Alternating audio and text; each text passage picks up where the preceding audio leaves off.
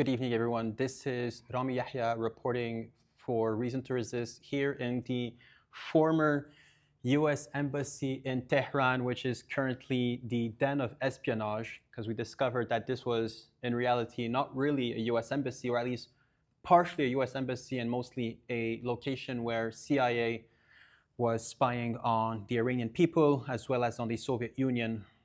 I'm currently with Navid Zarrinnal, a historian based in Tehran of Iranian origin. Nice to have you today. Thank you so much for having me. And the location, as you said, is really incredible. This is the former US Embassy that was also used for espionage activities. So that's why the Iranians gave it the nickname of the Den of Espionage. And another cool fact that I found out recently is that what is today the Palestinian Embassy on Palestine Street, it used to be the Israeli Embassy, and that was also used for espionage activities by Israel. But when the revolution happened, they replaced the Israeli embassy with the Palestinian embassy. So we just spent the past week in Iran commemorating Sayyid Ali Khamenei, the supreme leader of Iran, who was martyred along with his granddaughter, his son-in-law, and his daughter. I mean, how do you feel about this funeral? It's been a large procession starting in Tehran that then went, I believe, to Qom, Baghdad, Najaf, Karbala, and then now for Mashhad for the Mashhad. final Mashhad, sorry. Final resting place. For the final resting place. What's your initial reaction on this ceremony? Yes. So when the U.S. and Israel assassinated Iran's leader, they claimed that he had no popularity in the country, and I think that was part of their false impression that led to the war. Was that if they assassinate the leader, the whole system would collapse, and that's what the Iranian opposition was saying too. But what we saw is that after the assassination, the chain of command was rather smooth, and Iran was able to retaliate on the same day, and the country did not fall apart. The bureaucracy, the institutions continued to function, and there was a new leader, his son, that was appointed by the Assembly of Experts that's voted in by the people very quickly after his assassination. So that shows that he was not a dictator, it was not a one-man show, it was a much more complex system. And that he also had a great degree of popularity in the country that we saw in the funeral. So because of security reasons, the funeral was delayed for several months, but we finally had it this week.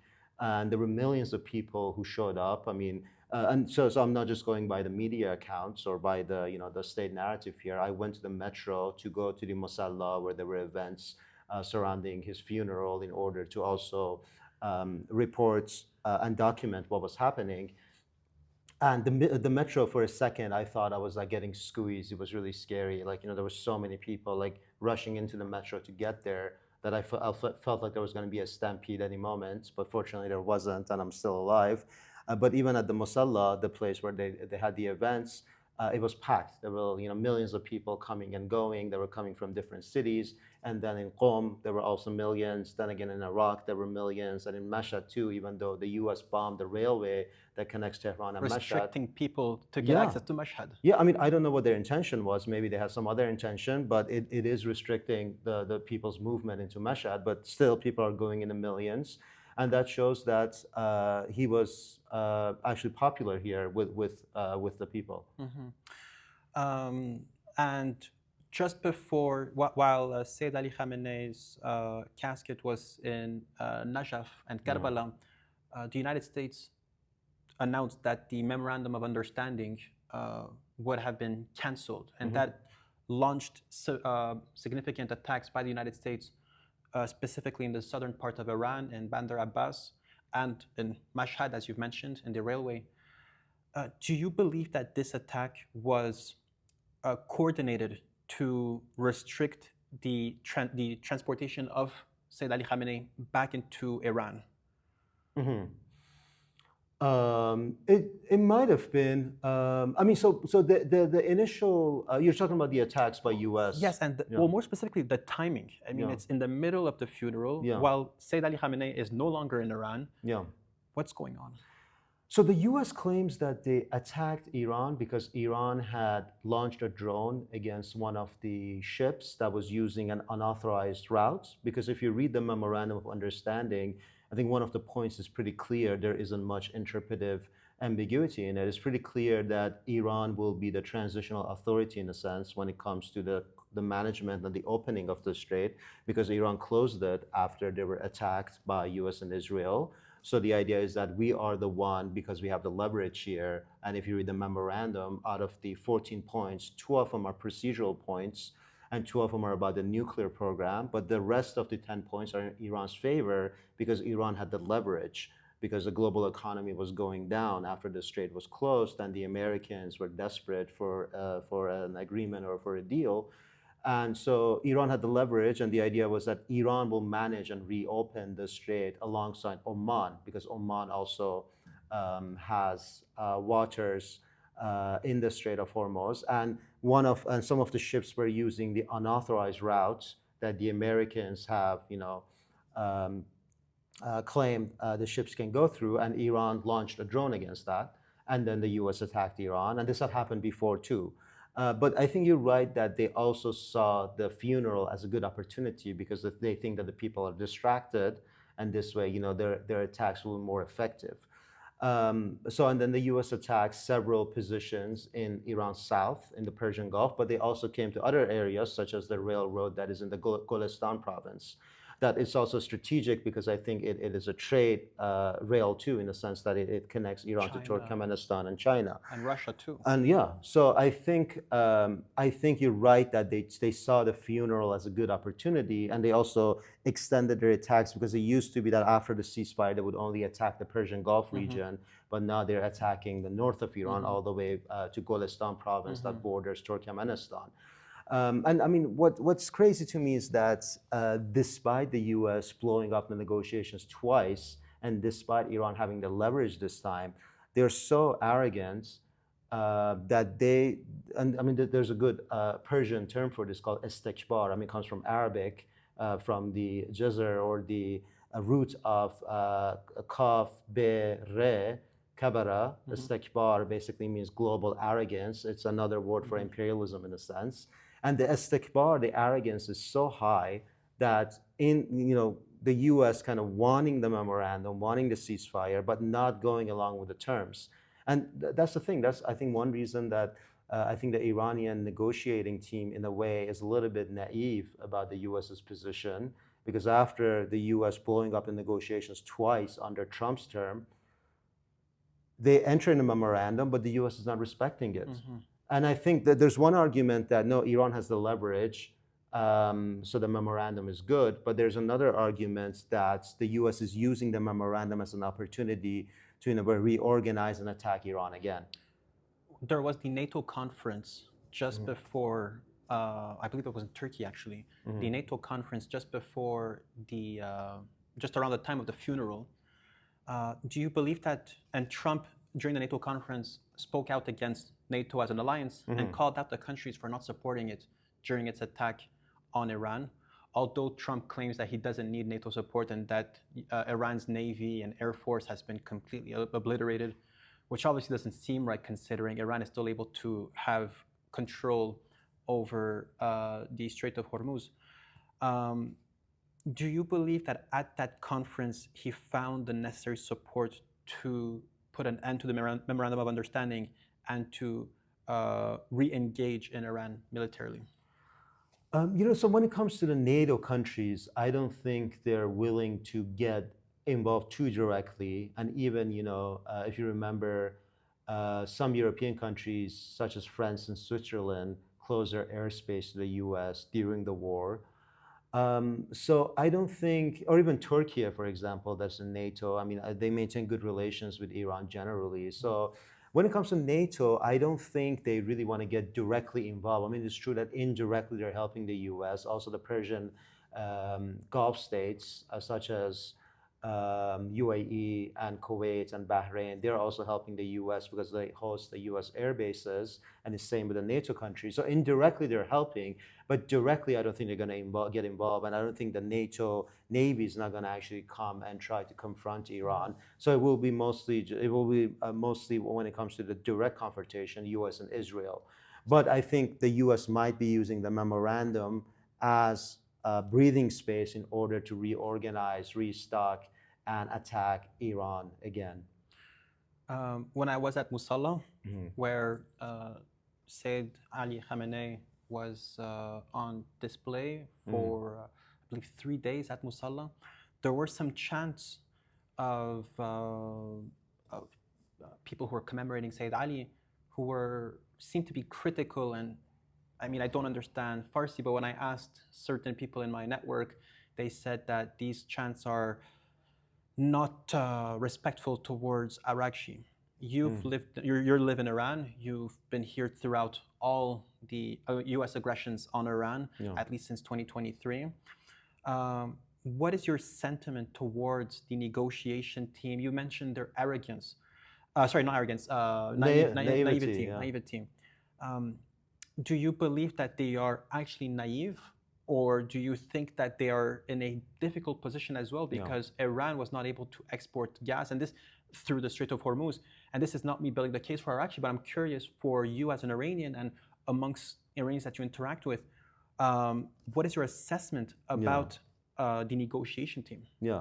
So I won't say my position as such, but I will tell you what the different arguments is. So you're right that the people who are on the streets and they're supporting the armed forces, they are very skeptical of the negotiations because of Iran's historical experience in the past 11 years when after the JCPOA, so the nuclear deal that Iran reached with the US and the world powers, that was supposed to give Iran sanctions relief in exchange for limits to the nuclear program.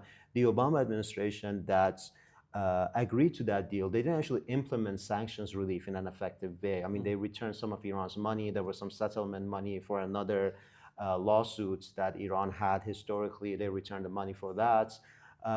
They gave Iran money for that. That was their own money in a sense.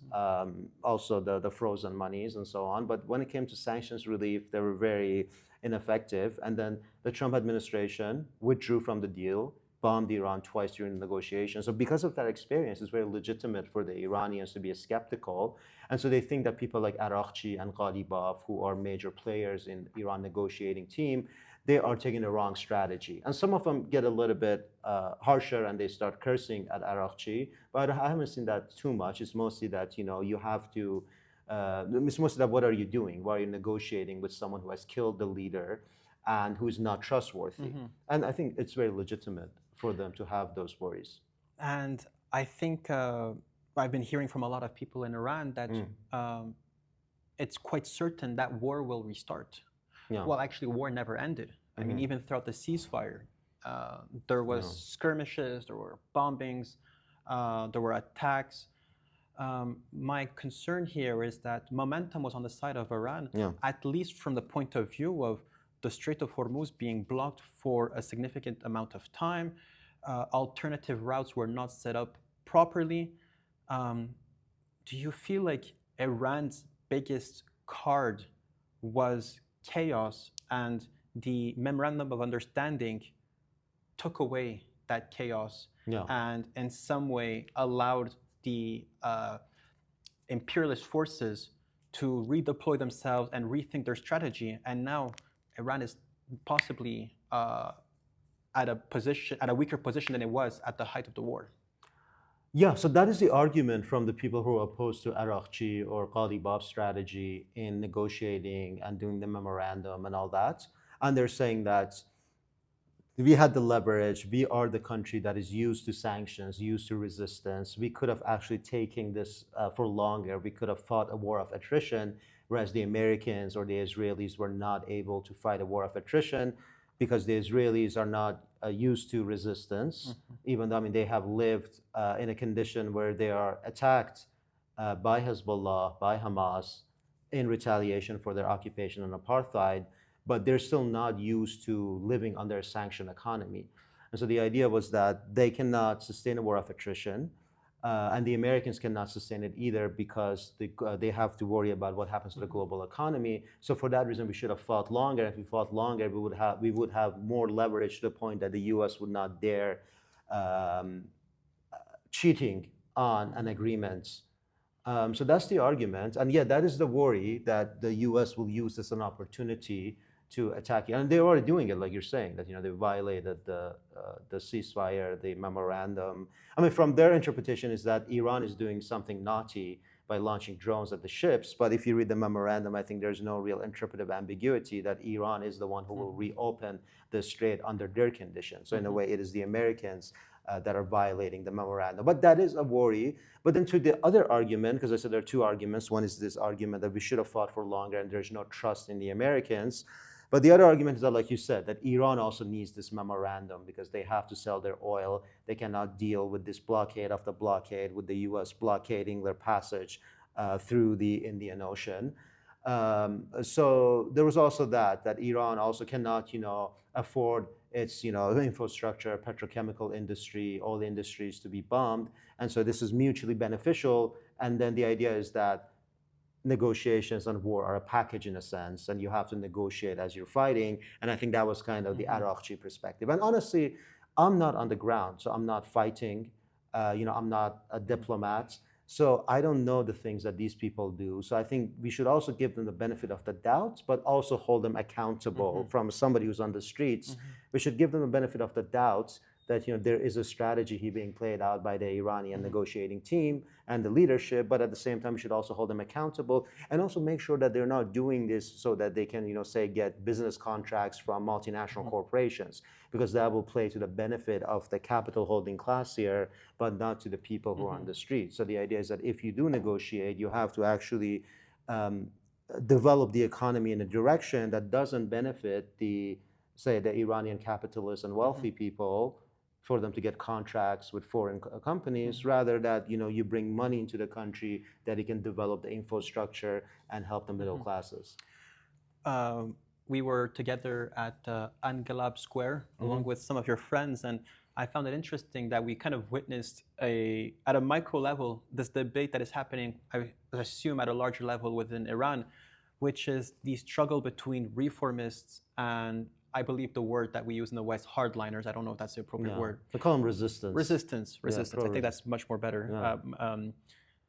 Do you believe that the negotiations and the dealings of Arakchi are shifting people more towards the resistance point of view?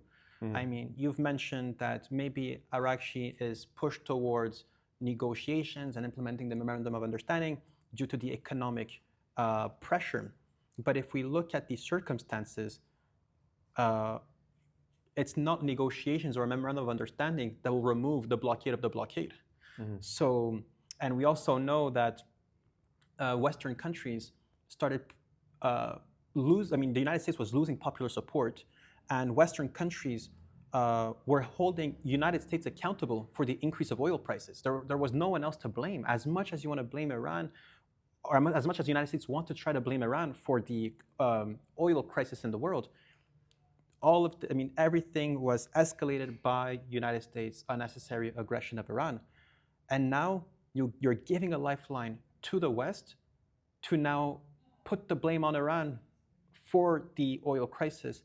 And by doing so, I believe that the Iranian people are probably holding Arakchi accountable for any loss of momentum. Are you seeing a shift of people to taking a more resistant stance within Iran? No, definitely.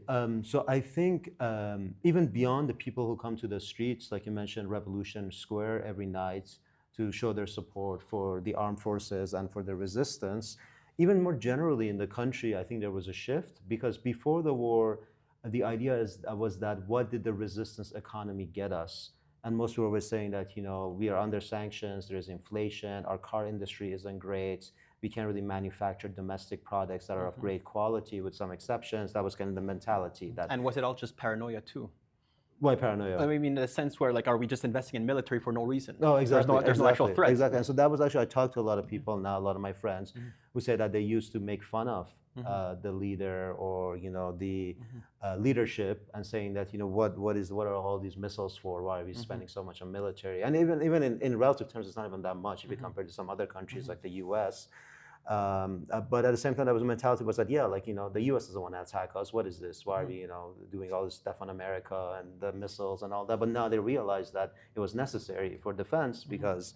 And the thing is, what I have to emphasize, just a quick tangent here, is that the mentality that you said death to America and death to Israel and that caused the war and that caused the sanctions is ludicrous because this has to do with one of the essential characteristics of imperialism, that it comes after countries that declare economic and political sovereignty. So the slogans don't matter, being undiplomatic doesn't really matter. What matters is that the nature of the Iranian revolution that strives for political and economic sovereignty, and when you have that, they come after you.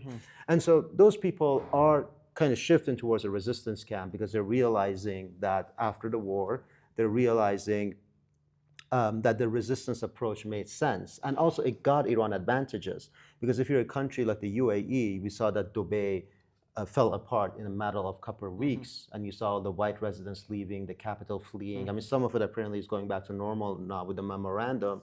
But then the collapse could be very quick if it's sustained, if the war is sustained. Whereas when you're an independent country that have your own resources, your own production, your own industries, your own missiles, you can stand on your own feet even when the big powers leave you alone, basically abandon you. So people are changing their minds for sure. But another problem is that once we had the memorandum and the ceasefire, people again started being like, oh, well, why are we resisting? But when there is war, the spirits go higher and they can appreciate the resistance. So it's kind of contextual, but I would say, yes, the experience of the war, the 12-day war, and especially this war, have made Iranians more accepting of the leadership's policies of resistance. Now, it seems like we're in a new reality. The Memorandum of Understanding is canceled through the words of Trump. But there's no large-scale, high-intensity bombings, at least in Tehran, as there were during the 2nd of March and June. How do you kind of see the situation evolving over time? Is this more going to be of a war of attrition where Hormuz is no longer open or closed? It's just going to be occasional bombings like the United States have kind of been doing over the last few days.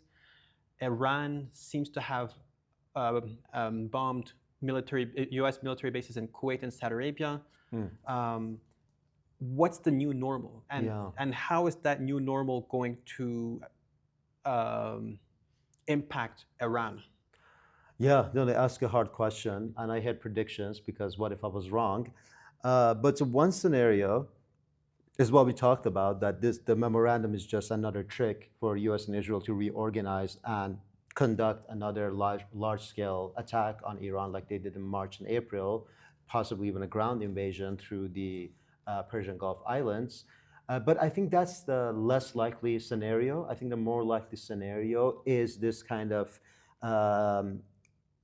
a sporadic warfare where the U.S. bombs something, Iran retaliates and tries to escalate, and the U.S. backs off, but then it happens again a couple of weeks later, and Israel might come and try to assassinate some of our scientists and leaders again, and Iran will retaliate again. So I think it will be this kind of no war, no peace. No war, no peace with occasional strikes on both sides. That's kind of the scenario that I see develop. And it might be that because of the oil shortages, the U.S. might extend the oil sanctions waiver on Iran for longer. But I don't really foresee any comprehensive sanctions relief, whether it's the primary or the secondary sanctions. I don't think that's really in the horizons, especially with the Trump administration. Something might happen once Trump is out of office. But yeah, I don't really see a major shift in American policy, especially because of the Zionist lobby. But in the long term, once the Zionist lobby is weakened and there's more more Zionist opposition that's already growing within the Generation Z and the younger people in the U.S., and once U.S. withdraws support from Israel, then I could see a major shift. But for now, I think this no war, no peace with occasional strikes will continue for some months. the United States failed at its objectives of quote unquote regime change. Yeah. They had their own little proxies in the Pahlavist opposition within Tehran, within Iran in general. The Kurdish area of Iran doesn't seem very eager to secede or to escalate or to oppose the state, at least not at a significant scale. But I'm hearing that Balochistan could be the next ground for the United States to put pressure on Iran, and specifically for the strategic place of where Balochistan is located. It encroaches into the Strait of Hormuz. Yeah. I mean, with Balochistan, I don't really see, because I don't think they have that level of organization to overthrow the central Iranian states. I mean, we saw what happened in January. You had riots organized by U.S. and Israel, assisted by U.S. and Israel, all over the country. That was probably the largest unrest since the 1979 revolution. And it was much more chaotic, because at least with the 79 revolution, you had, a lot of like peaceful rallies and processions during the day that were happening. But in this case, this was at night. They had machetes. Some of them were armed. It was much more chaotic, much more kind of spontaneous. It wasn't. So part of it was in a way assisted by U.S. and Israel, but it was spontaneous in a sense that you didn't have, like, say, organized processions or rallies. It was more kind of, like they wanted to fight and create chaos and break things and destroy public property, and that didn't overthrow the state. So I don't really foresee a Baluch fighting force, whether it's mobilized from Pakistan or inside Iran, doing something. And I don't think the Pakistani Baluch Liberation Army, I don't think they're interested in overthrowing the Iranian state. That's not the state, but to secede. Yeah, so I mean, to secede. Okay, no, even that I don't really foresee it as a real possibility. I think the biggest card for the Americans were the Kurds, and Trump admitted it. He said that they armed the Kurds, but that didn't get anywhere. So I don't really see the Baluch thing getting further. I mean, I think that the Baluch are more likely to secede from Pakistan or create chaos in Pakistan, but I don't see it happening in Iran.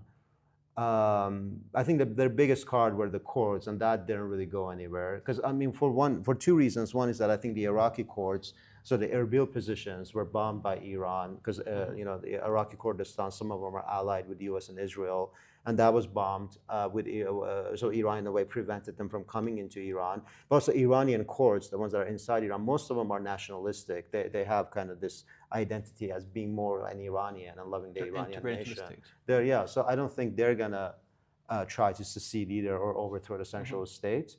So yeah, I don't really see the separatist thing being too effective, unless the central state falls, and that didn't happen either. When they tried everything and that didn't happen. But if the central state falls, then yes, there's a possibility that there would be secession and these ethnicities separating. But I don't think that's a big possibility either at the moment. But you never know. You never know what happens in the future. So you were here for the funeral procession, and you were here while the U.S. attacked Iran this week. Fortunately, you're safe. They didn't attack Tehran. And so what has been your experience? Well, I think as Westerners, we're exposed to insane propaganda every day about Iran. First of all, when we look at the coverage in Western media, I truly did not expect, first of all, to see this many people honoring Sayyid Ali Khamenei. Of course, I came here to honor him myself, as in many ways one of the most important leaders behind the acts of resistance. I believe that in Lebanon, in Palestine, many places where I've been, there's a lot of support for Sayyid Ali Khamenei and honor his contributions for the cause of justice, not just in the Middle East, but all over the world. And I remember being on the way to Azadi Square on this big boulevard, and we were on the top of some building, and I've seen a crowd of people that I've never seen in my entire life, to a point where it's impossible to tell a difference between 2-3 million people all on one boulevard. And keep in mind that there's 4 arteries that lead to Azadi Square that were all filled with people. So I remember seeing this and remembering that there is popular support for the Islamic Revolution. And also, I mean, just walking around with you through the streets, you were telling me some amazing stories about the social welfare in Iran. You mentioned the food vouchers that all Iranians get, that is able to get them free food. I mean, at least help them. Yeah, make it's not much, but it helps. But it helps, as well as the free metro system. You just you just press a button at the gate of the metro and you get free public transit that allows you to basically navigate around the city quite easily. I mean, and it was made free after the war. But I'm assuming they'll keep it around for quite some time. I hope so. And that just shows a bit that actually, in many ways, and this is the conclusion I'm coming to today, that Iran is the single most progressive country in the entire world. And if you say that to some of the Canadian liberals, they will.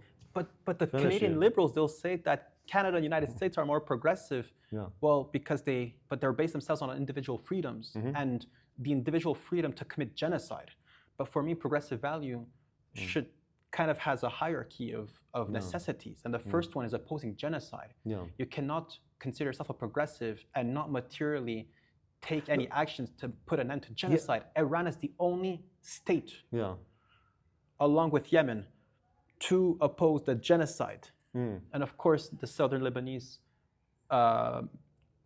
people through Hezbollah. No, but I mean, I don't think it's even the individual freedom to commit genocide. It's basically the idea that our individual freedoms and liberties get priority over community, but we have the collective right to commit genocide. Exactly, so that's what I meant, right? It's like you can identify however you want.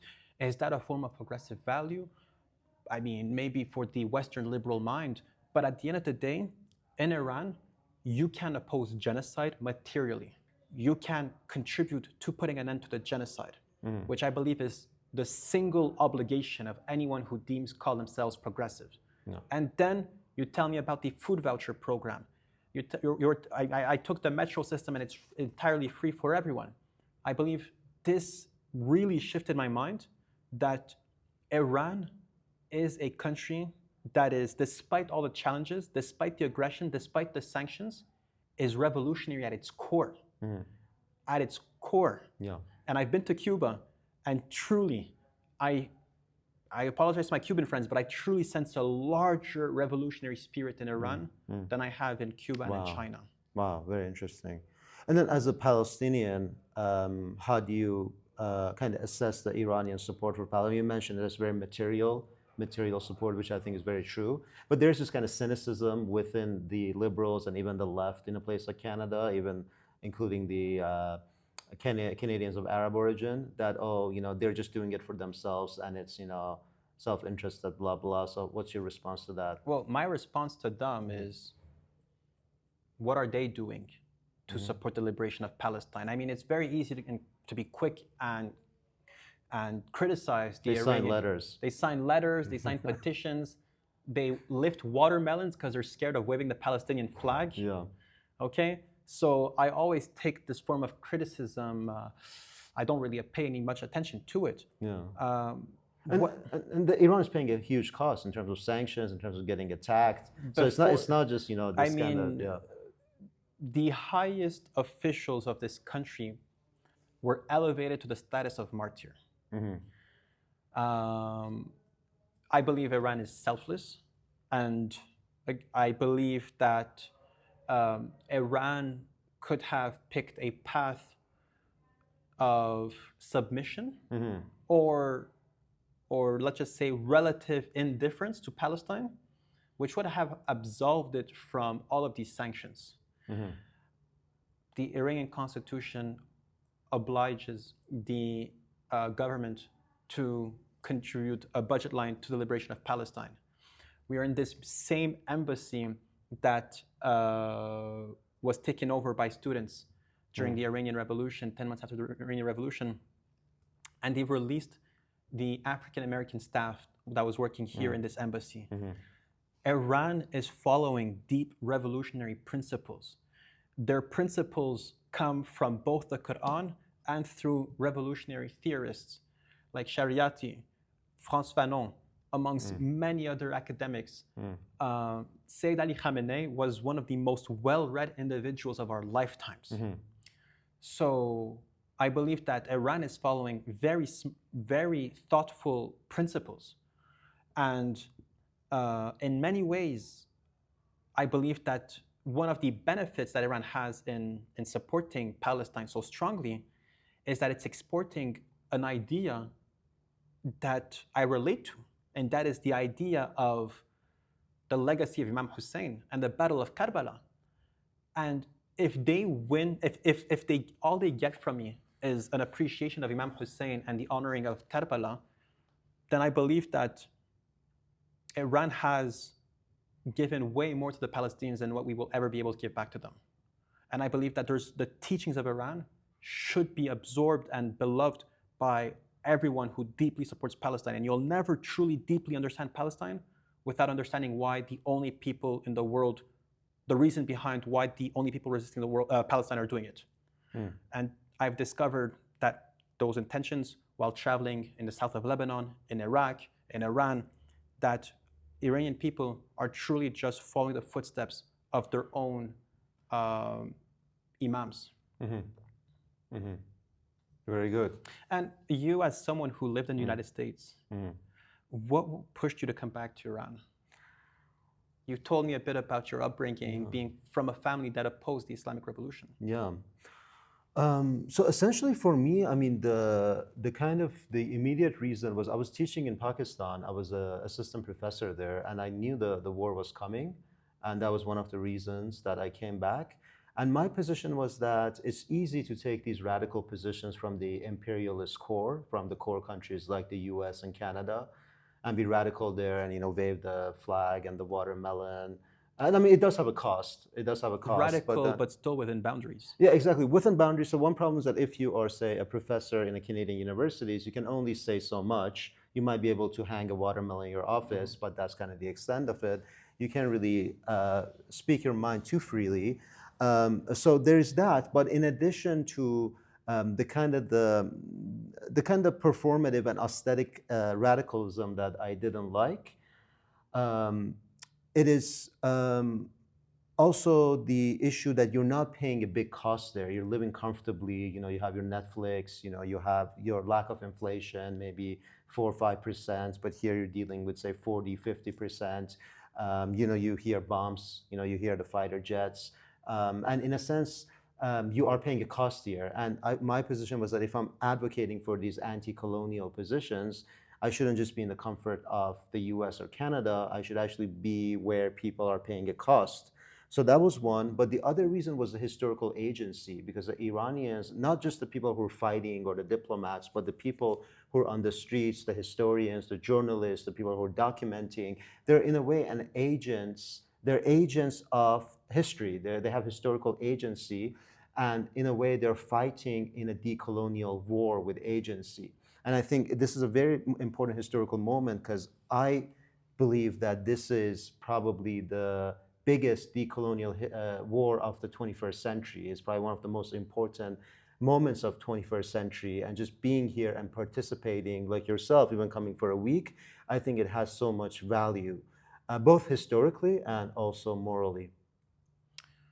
Navid, it was a great pleasure to interview you here, especially in the exact location of the former US embassy, the den of espionage, and hopefully to many more former embassies around the world.